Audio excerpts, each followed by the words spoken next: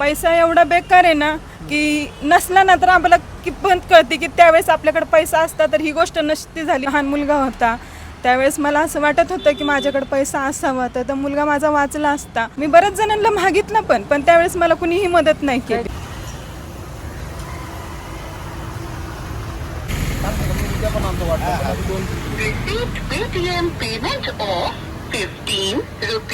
नमस्कार, मी दत्तात्रय संगपाळ. बेधडक चर्चेमध्ये आपलं स्वागत आहे. दर्शको, आपण सध्या पुण्यामध्ये पुणे पिंपरी चिंचवड या भागामध्ये. ताई नमस्कार. नमस्कार. कोणता व्यवसाय हा? मी हा वडापावचा स्टॉल चालू केलेला आहे. काय काय इथं वडापाव मिळतो, पॅटीस मिळतं, भजी मिळतात, कांदा भजी मिळतात, बटाटा भजी मिळतात आणि चहा असतो. सुरुवात कशी झाली? किती वर्ष? सुरुवात गेल्या वर्षी केली होती.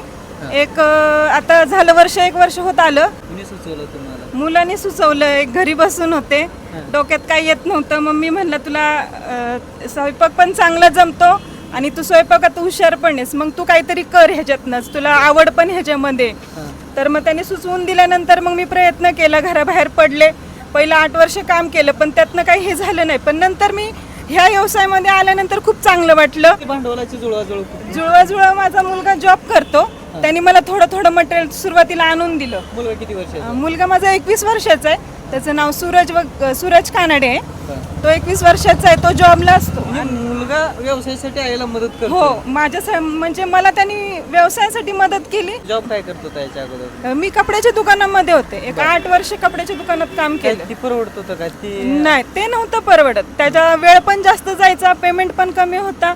आणि इथं म्हणजे मी माझ्या वेळात येते आणि पेमेंट पण मला हे खूप परवडतं. मेसचा व्यवसाय पण आहे. तिथं कॉलेज असल्यामुळं मुलांचे टिफिन माझ्याकडे चालू आहेत. किती वाजता सुरुवात होते या गाडीची? सुरुवात मी 4 वाजता करते, संध्याकाळी 10 वाजेपर्यंत. 10:30ला पण कस्टमर असलं तर आम्ही 11 वाजेपर्यंत पण असतो. मग आता एखाद्याने वडापावचे आणि पॅटीसचे आहे ना, काही ठिकाणी कार्यक्रम असते, 100 200 वडापाव असं मागवते, त्यावेळी मग तुमचं तेवढी तयारी आहे का देणे? मग आहे ना, मी देते ना, ऑर्डर पण घेते तसे. वडापावचे 50 वडापाव येतात, कोण जास्त त्याच्यापेक्षाही जास्त मागवतं. या गाड्यावरती किती जण काम करते आता? ह्या गाड्यावर मी असते, माझे मिस्टर असतात, संध्याकाळी माझा मुलगाही येतो. आम्ही 3घं मिळून करतो. परवडतंय का पण हा व्यवसाय? परवडतंय बघा. कुणापाशी भीक मागण्यापेक्षा स्वतः कष्ट करा.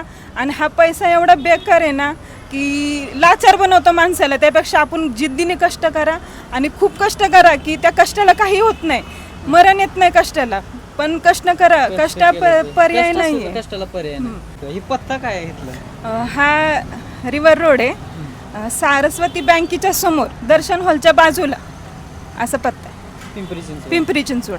तर दर्शक, आपण वेगवेगळ्या ठिकाणी जात असतो आणि वेगवेगळी स्टोरी करत असतो. या ठिकाणी जर पाहायला गेलं तर अनेक महिला आहेत आणि संपूर्ण कुटुंब त्यांचा या ठिकाणी एका गाड्यावरती. याच्या अगोदर ते कामाला होते आणि त्याच्यानंतरनं त्याने आहे ना एक छोटासा व्यवसाय सुरू केला.